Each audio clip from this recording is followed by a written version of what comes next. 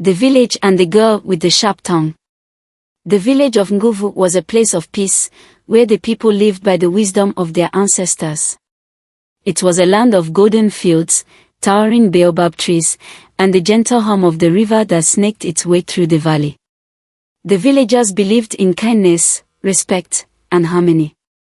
But in this village, there was one who did not follow these sacred ways. Her name was Nia. Nia was young, beautiful, and gifted with a voice so sharp it could slice through the spirit of even the strongest man. Her words were like fire, burning, scarring, and leaving wounds that never healed. She mocked the weak, ridiculed the old, and humiliated those who dared to cross her. The villagers feared her more than they respected her, for her tongue was a weapon deadlier than any spear. Her mother, Mama Della, was a kind and patient woman, loved by all in the village. She had once hoped that her daughter would grow into a woman of wisdom and grace. But Nia's sharp tongue turned her into a pariah, someone who could never hold a friend nor receive a kind word in return. Mama Della often warned her. Words are the bridges between souls, my child. Build them wisely, or one day, you will find yourself alone. But Nia only laughed. She did not believe in wisdom, nor did she care for the teachings of the elders.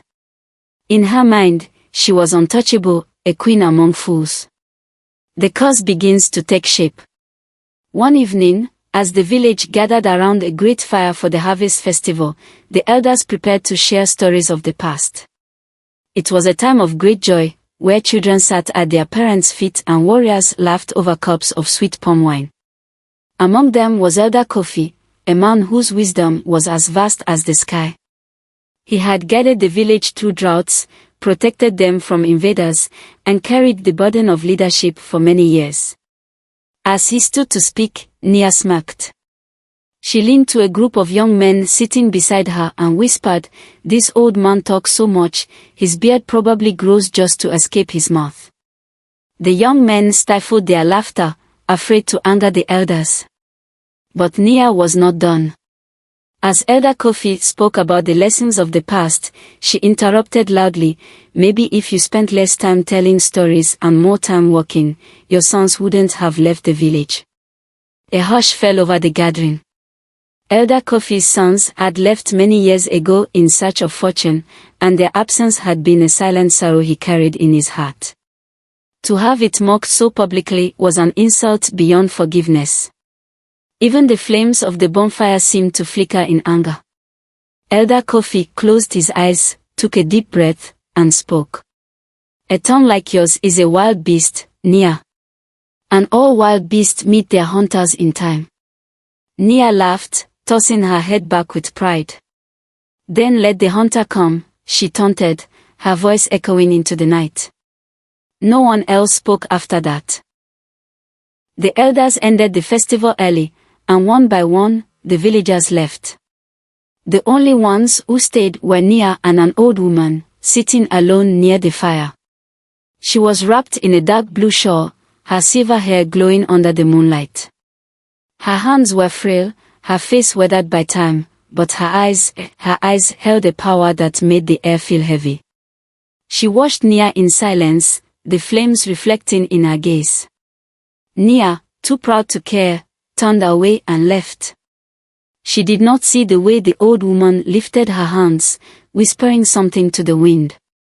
She did not hear the trees rustle as if they were answering a call. She did not feel the power that had begun to stir, creeping through the air, waiting for the right moment to strike. And so, Nia walked away, never realizing that her fate had already been sealed. The insult that sealed her fate.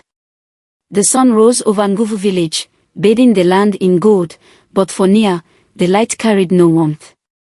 She woke up with a strange dryness in her mouth, as if she had swallowed the dust of the desert. When she tried to swallow, a sharp pain bloomed in her throat. She groaned, stretching, but brushed the feeling aside. She had no time for weakness. The village square was already alive with voices. Women carried baskets of yams and cassava, men sharpened their hunting spears, and children darted between market stalls, laughing. Nia walked through the crowd, her sharp tongue eager for battle. The old woman by the river. By midday, the heat was unbearable, and Nia made her way to the river to fetch water. There, by the riverbank, she saw her next target. An old woman, bent with age, was struggling to wash a bundle of clothes. Her fingers, thin like dry twigs, trembled as she scrubbed.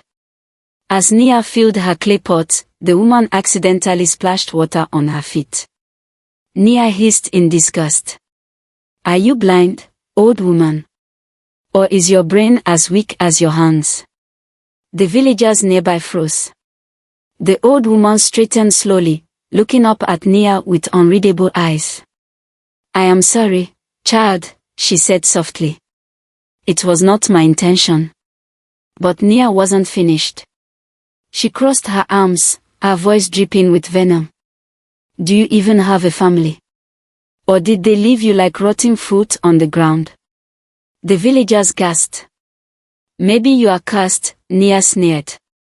"Maybe that's why you are all alone." The old woman went silent.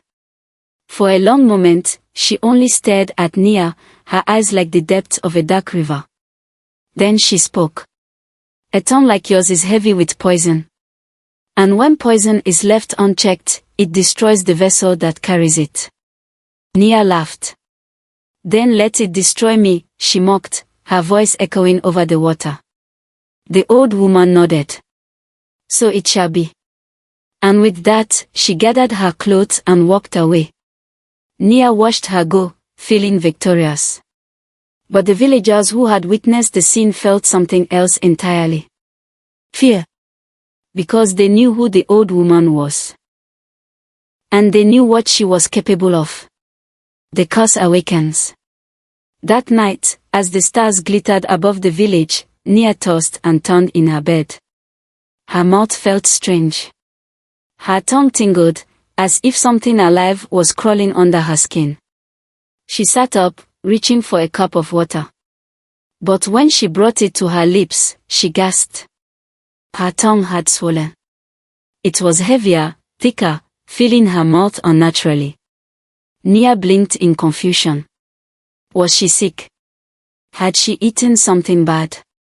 She tried to speak, but her words came out strange and slow. Panic clawed at her chest. She stumbled out of her hut, making her way to her mother's room. Mama Della woke to the sound of her daughter's labored breathing. When she saw Nia's swollen tongue, her face paled. "What happened to you?" she whispered. Nia tried to explain, but the words came out mangled, heavy. Mama Della's heart filled with dread. Because she had seen something like this before. A long time ago. In another village. With another girl who had mocked the wrong person. The fear spreads. By sunrise, word of Nia's condition had spread. People gathered outside her home, whispering. Some were shocked, others amused. "The girl with the sharp tongue can barely speak now," one man chuckled. "Perhaps she will finally learn to stay silent," an elder muttered. But some villagers, especially the older ones, felt a deep unease. "Do you remember the stories?" an old woman murmured. "A cursed tongue is not just punishment, it is a warning." Meanwhile, Nia's condition worsened. Her tongue had grown past her teeth, pushing against her lips. It ached, heavy and unnatural. She could no longer insult. No longer mock. And for the first time in her life, Nia was afraid. The silence before the storm. Mama Della knew there was only one person who could help. The old woman from the river.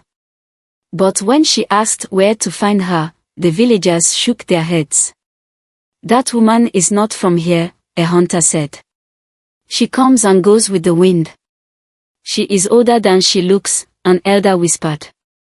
"And some say she was once one of the first people, the ones who walked before us." Mama Della's stomach tightened.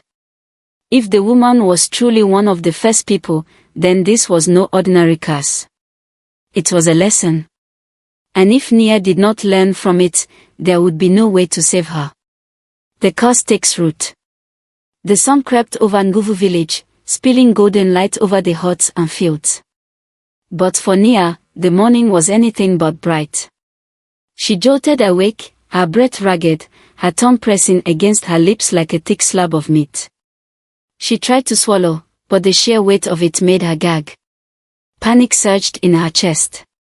She scrambled for her clay water jug, tipping it back in desperation. The water barely made it past her swollen tongue, spilling from the sides of her mouth.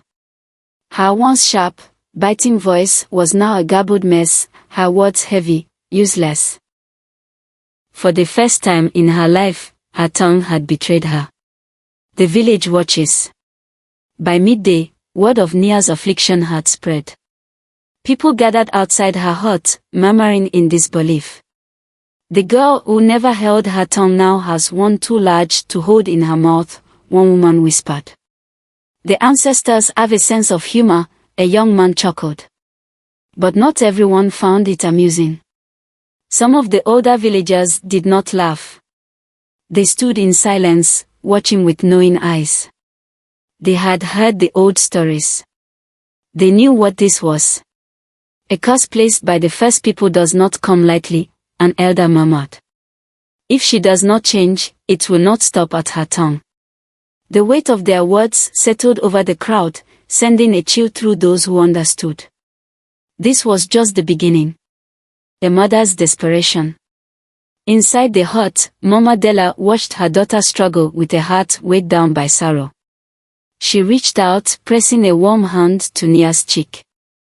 "My child," she whispered, "your words have wounded so many. And now, they have come back to you." Nia shook her head violently. She wanted to protest, to argue, to insult, but her mouth would not obey. Tears burned in her eyes as she pointed to her swollen tongue, pleading silently. Mama Della's expression softened. "I will find a way to help you," she promised. "But first, you must understand, this is not just a sickness. It is a lesson." Nia closed her eyes, frustrated. She did not care about lessons. She cared about her voice, her power, her pride. And she would not let this take them away. Seeking the healer. By sunset, Mama Della had taken Nia to the village healer, a man known as Elder Django. His hut was filled with bundles of dried herbs, bones from animals sacrificed in rituals, and vials of strange-colored liquids. He sat cross-legged by the fire, eyes half-closed in deep thought. "You wish for a cure," he said, before Mama Della could even speak. She nodded. "It is not a cure she needs," Elder Django murmured. "It is a reckoning." He turned his gaze to Nia, who glared at him with bloodshot eyes. "You have mocked the old, humiliated the weak, and turned your words into weapons," he said. "Now, your tongue has become your prison." Nia clenched her fist. She wanted to scream, but the curse had taken even that from her. Mama Della knelt before the healer. "Please, Django," she pleaded. "She is my child. If there is a way to free her, I will do anything."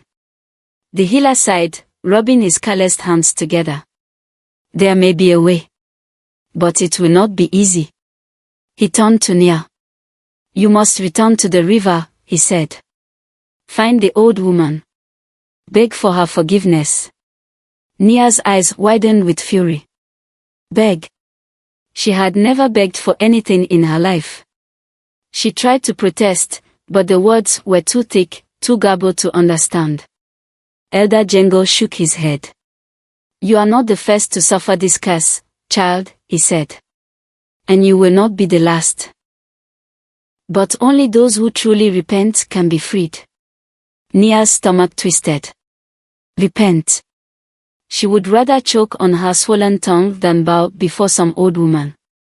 But as the night stretched on, and the weight of her own silence grew unbearable, she began to wonder. What if she had no choice? The old woman's warning. At dawn, Nia and Mama Della made their way back to the river. The journey was slow, Nia was weak, her body drained from the growing weight of her curse. When they arrived, the river was empty. No sign of the old woman. Nia's stomach twisted. What if she had disappeared? What if there was no cure? Mama Della cupped her hands to her mouth and called out, "Elder Mother, we seek your wisdom." For a long moment, there was only silence. Then, from behind the tall reeds, a shadow moved. The old woman stepped forward, her dark blue shawl wrapped tightly around her shoulders. She looked at Nia, her wrinkled face unreadable. "You have returned," she said. Mama Della stepped forward. "Please," she begged. "My daughter has suffered. She is ready to change." The old woman raised an eyebrow. "Is she?" she murmured. Her gaze locked onto Nia, piercing through her like the wind before a storm. "Tell me, child," she said. "Do you regret your words?" Nia's jaw clenched. She tried to speak, but her tongue was too swollen. She looked away, her pride still fighting to hold on. The old woman sighed. "Pride is a heavy thing to carry, child," she said. "Especially when it drowns you." She turned to leave. "Come back when your silence teaches you what your tongue never could." Nia stared after her, stunned. The villagers had always feared her words. But now, for the first time, her silence held even more power. She had no choice. She had to change. Or she would never speak again. The silence of a cursed tongue. The path back to Nguvu village was long, but for Nia, it felt eternal.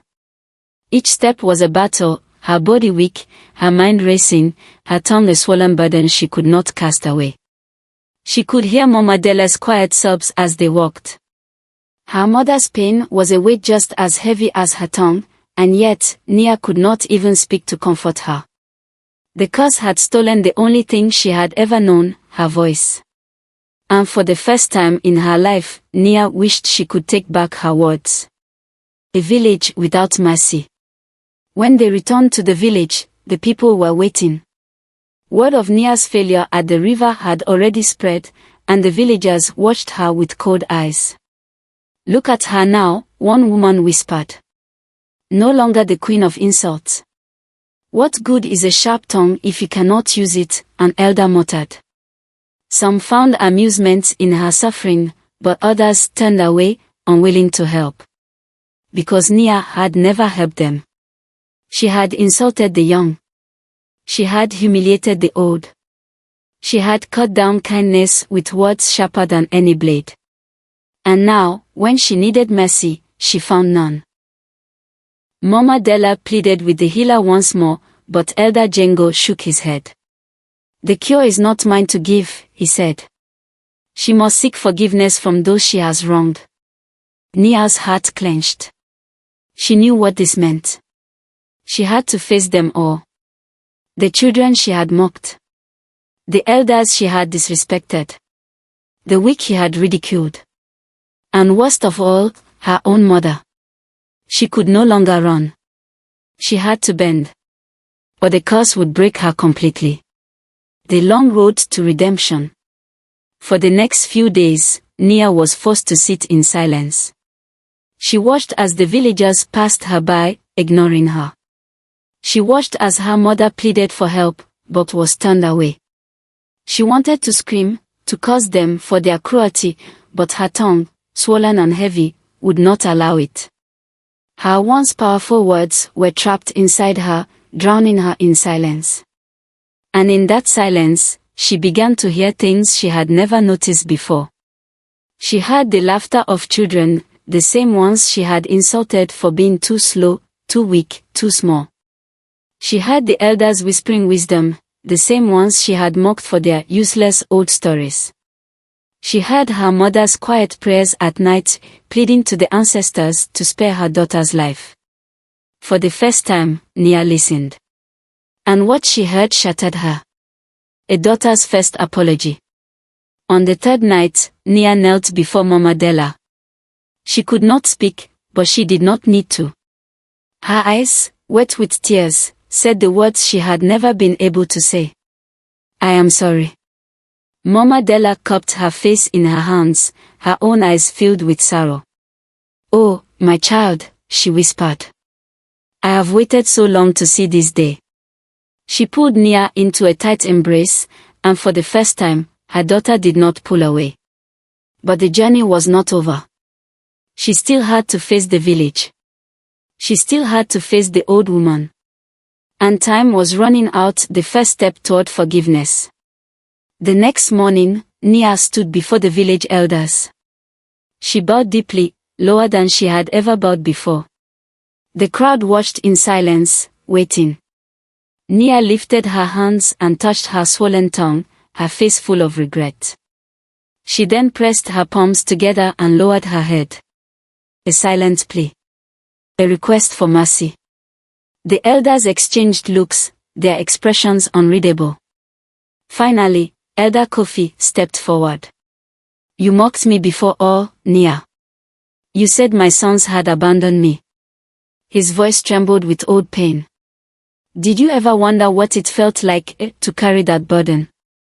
Nia lowered her head further, shame pressing down on her like a great weight. Elder Kofi studied her for a long moment. Then, with a slow nod, he stepped aside. Go to the others, he said. Earn back what you have lost. One by one, Nia approached the villagers she had wronged. She knelt before the children she had mocked. She bowed before the women she had humiliated. She stood before the men whose honor she had wounded. And in the quiet of the village square, where once her voice had ruled with cruelty, Nia let her silence speak for her. It was not easy. But it was the first step. The old woman's final test. By the time the sun began to set, Nia knew what she had to do. She returned to the river. And there, standing at the water's edge, was the old woman. She had been waiting. Nia fell to her knees, pressing her forehead to the earth. A full bow. A true surrender. The old woman did not move. For a long moment, there was only the sound of the river rushing past them. Then, finally, the old woman spoke. Tell me, child, she murmured. What have you learned? Nia lifted her head, her lips trembling. She pointed to her mouth. Then, she touched her heart. Her message was clear. Words can wound. And words can heal. The old woman smiled. Then you are ready. She reached into her shawl and pulled out a small piece of cloth. Wrapped inside was a single leaf, dark green, glistening with something otherworldly. Chew this, she said. And speak with care, child. For words, once freed, cannot be taken back. Nia hesitated. Then, slowly, she placed the leaf on her tongue. The moment it touched her lips, a cool wave washed over her body. The swelling began to fade. The pressure eased. For the first time in days, Nia's tongue felt light. She opened her mouth, terrified, yet hopeful. And she spoke. Thank you. The old woman's smile deepened. And then, just like that, she was gone. A voice reborn. When Nia returned to the village, people gasped. She was healed. But she was not the same. Gone was the girl who had once used her words like a blade. In her place stood a woman who had learned the weight of her tongue. The villagers welcomed her. Her mother wept with joy. And Nia, for the first time, spoke not with cruelty, but with kindness. Because she had learned the most powerful truth of all. A tongue can be a curse. Or it can be a blessing. The choice is ours to make. And from that day on, she chose to heal. Not with silence. But with wisdom. The echo of a redeemed tongue. The village of Nguvu had changed. Or perhaps, it was Nia who had changed. Gone was the proud girl whose words cut deeper than a hunter's spear. In her place stood a woman humbled by silence, shaped by regret, and reborn through forgiveness. But the lesson was not yet over. Because while the villagers had begun to accept her again, there was one person who had not. Her father. A father's disapproval. Babajiro had always been a man of power. He was a respected warrior, a man whose name was whispered with admiration.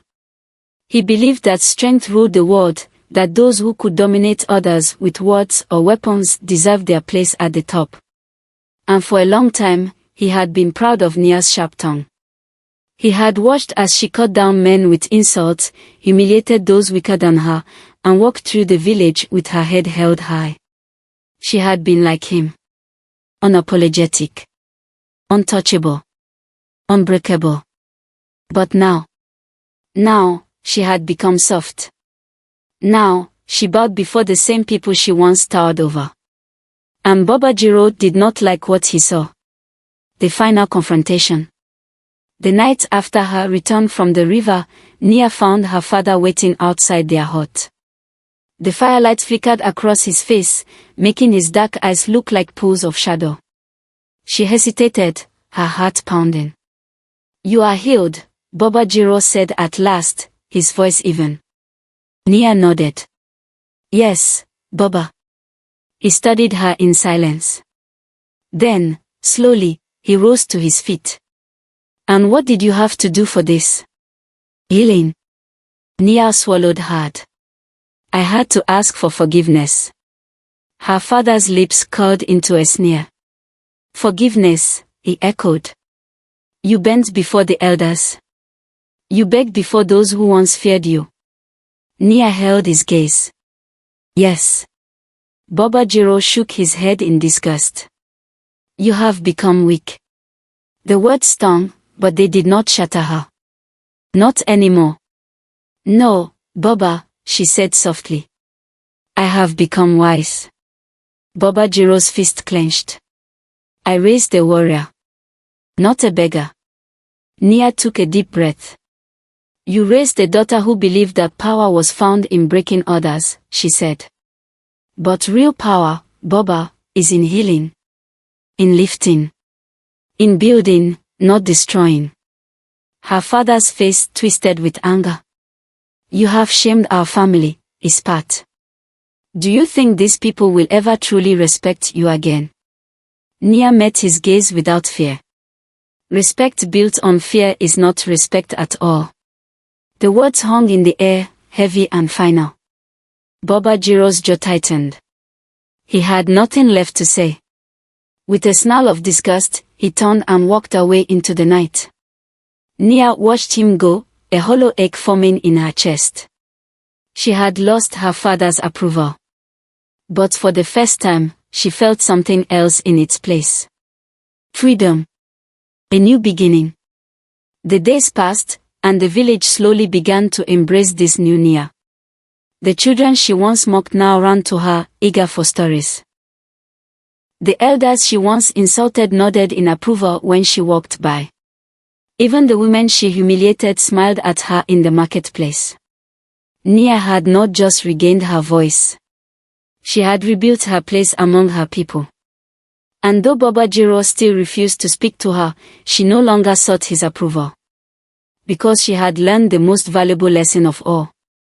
Words have power. They can wound. Or they can heal. And the choice is always ours.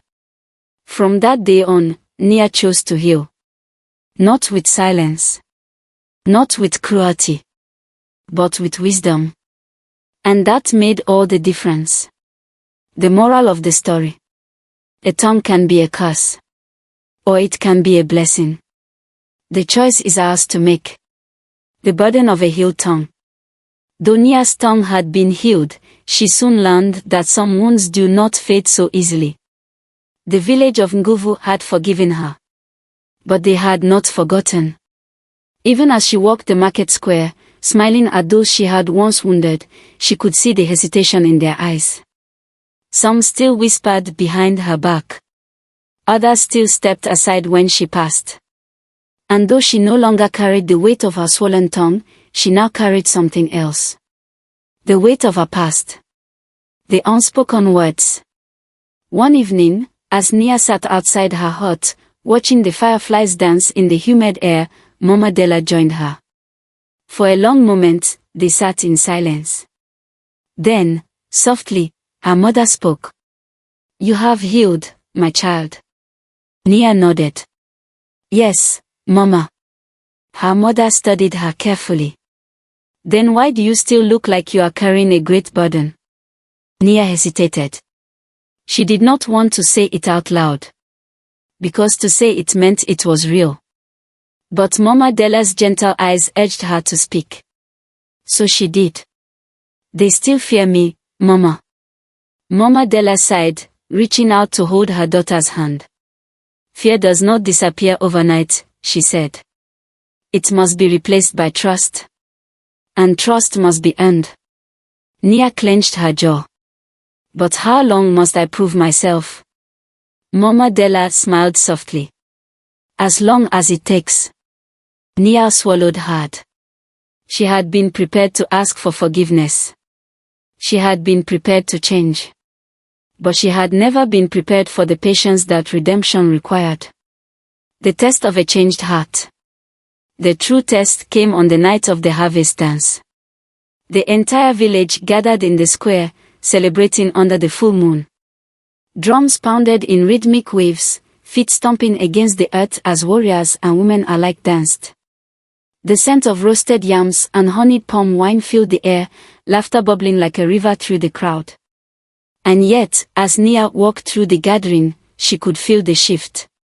People greeted her politely. But no one invited her to dance. No one called her to their circle. She was present, but not truly included. Her old wounds stung.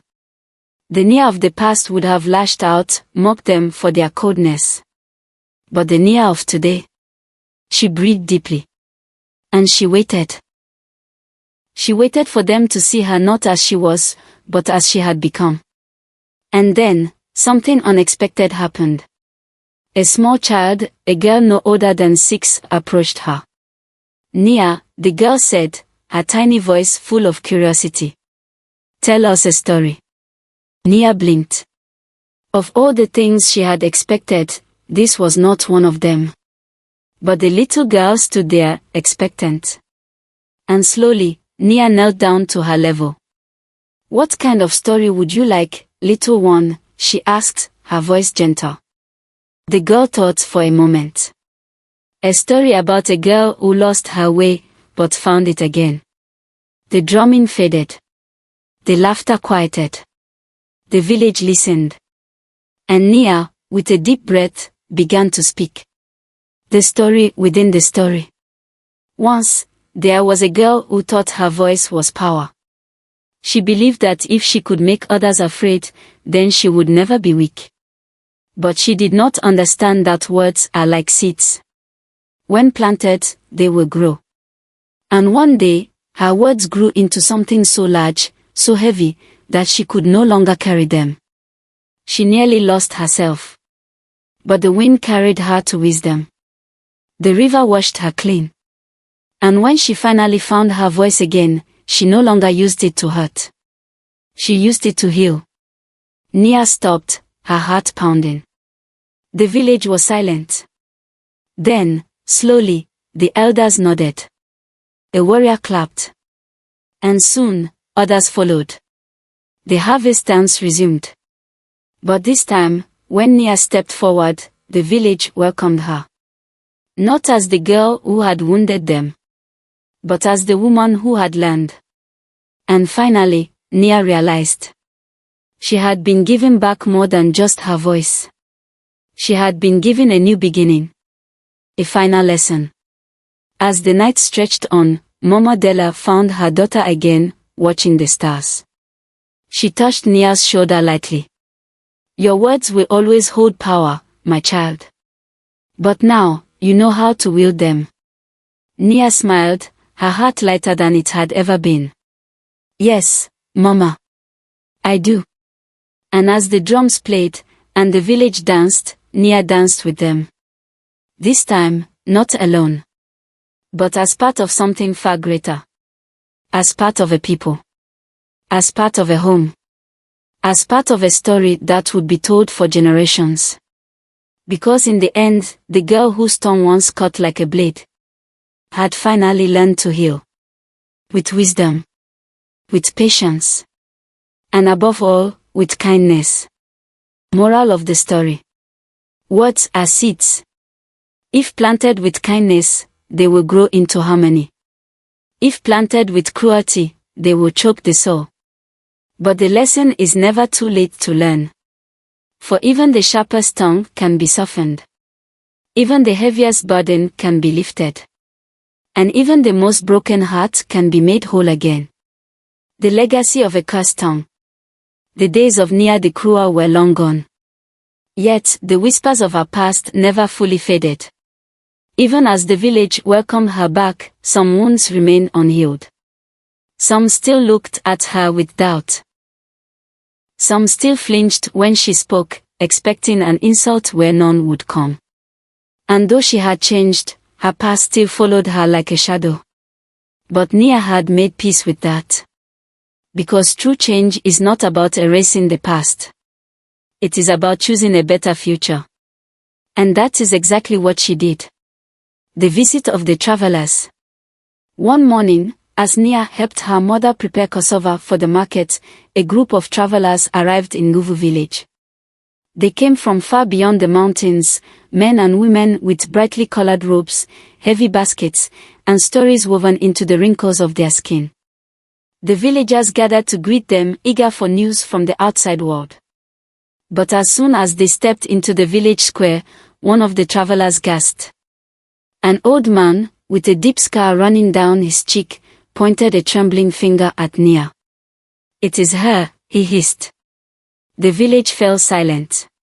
Nia stiffened. She had never seen this man before. But somehow, he knew her. A debt unpaid. The old traveler stepped forward, his eyes filled with fire. "I have heard of you, girl. I have heard of the words you used like arrows, of the people you left in shame. Do you think that because you have changed, the past has forgotten?" Nia's heart pounded against her ribs. The villagers shifted uncomfortably. Some glanced at each other, as if wondering, had they been too quick to forgive? Mama Della tensed beside her daughter, ready to defend her. But Nia raised a hand. She stepped forward. And for the first time, she did not run from her past. "I do not expect the past to forget me," she said, her voice steady. "Nor do I wish it to." She met the old man's gaze without fear. "I have carried the weight of my words.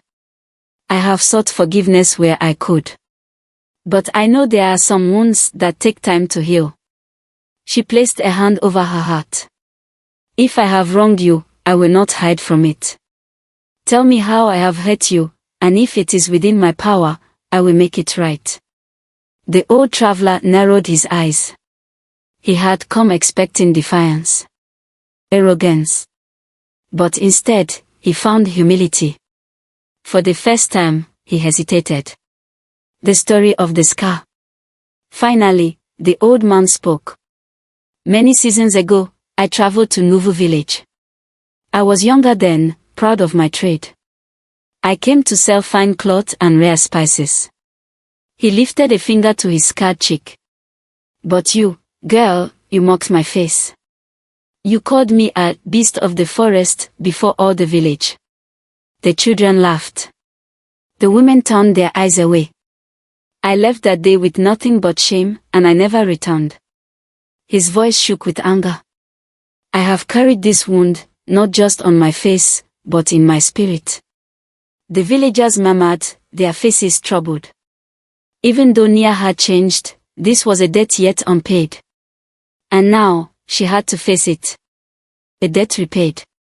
For a long moment, Nia said nothing. Then, she lowered herself to her knees.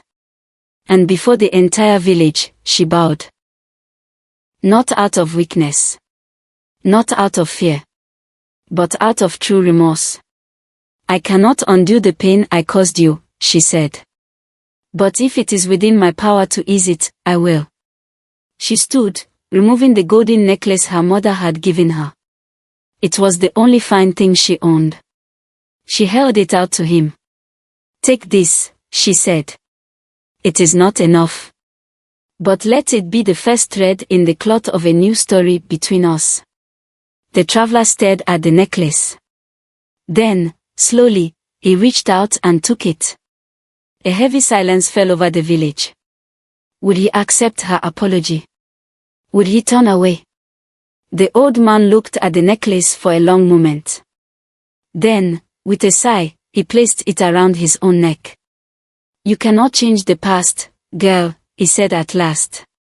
But I see now that you are not the same as before. That is enough. Nia exhaled.